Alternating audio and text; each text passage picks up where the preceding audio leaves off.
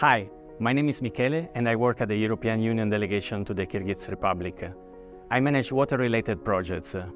This is my first year in Kyrgyzstan and I'm loving it. We work to ensure that all Kyrgyz citizens have access to clean drinking water and sanitation.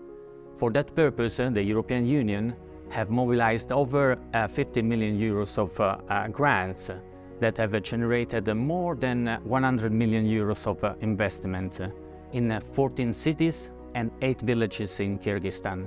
In cities like Osh, Narin, Balikchi, Choponata, the European Union is working to improve and modernize the infrastructure and improve the services offered by the municipal companies. My job is to cooperate with local partners in order to identify problems and develop common solutions. Besides my work, I like to explore and discover new places.